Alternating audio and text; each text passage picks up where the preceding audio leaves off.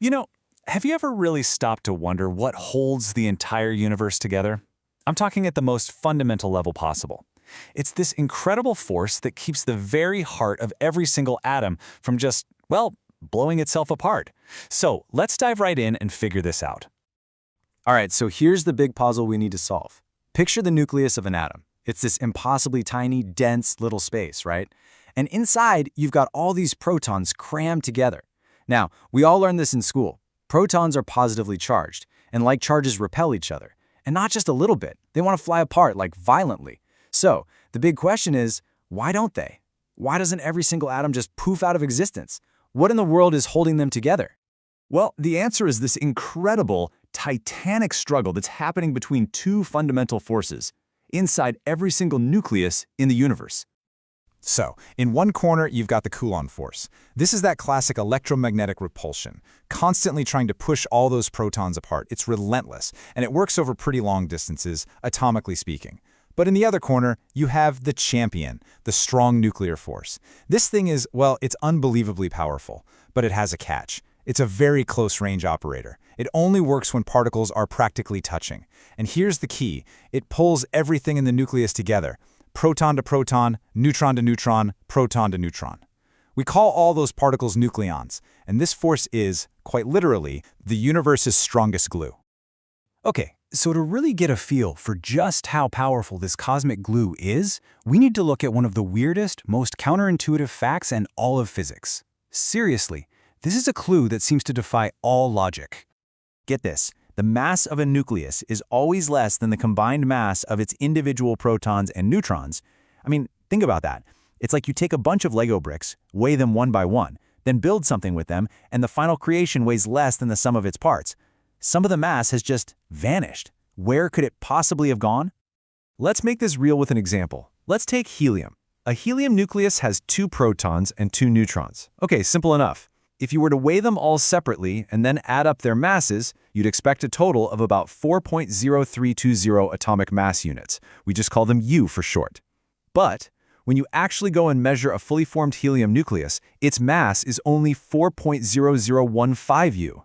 That little bit of difference, that's what scientists call the mass defect. So for our helium atom, that's 0.0305 U of mass that has seemingly vanished into thin air. But here's the secret. It didn't disappear. Not at all. It was transformed. And this is where the most famous equation in history comes into play. E equals mc squared. That missing mass, that mass defect, was converted into a huge amount of energy. And that energy is what we call the binding energy. It's the energy that gets released when the nucleus is formed, and it's the exact same amount of energy you'd have to put back in to tear it apart again. This is the nuclear glue we've been looking for. All right, so this binding energy is our glue. But you can't just assume that a bigger nucleus is a more stable one. That's not how it works. To really compare apples to apples, to see how helium stacks up against iron or iron against uranium, we need a way to standardize this measure of stability. And here's how we do it. We use something called binding energy per nucleon. It sounds complicated, but it's not. You just take the total binding energy of the nucleus and divide it by the number of particles inside, the number of nucleons. And the rule is super simple. The higher this number is, the more stable the nucleus is. It basically tells you how tightly each particle is glued in place on average. Now, what's really cool is when you plot this value for all the different elements, you get this amazing, beautiful graph called the binding energy curve. And it tells a fascinating story. You start with the really light elements, like hydrogen, and they're pretty loosely bound. But as you build up to heavier elements, the stability climbs, and it climbs fast. Then the curve hits its peak right around iron. That makes iron the most stable nucleus in the entire universe. But then, as you keep adding more and more particles to get to things like uranium, the curve actually starts to dip back down. They become less stable again. So looking at it this way makes it crystal clear. On a nuclear level, everything in the universe kind of wants to be iron. It's sitting right at the top of the stability mountain.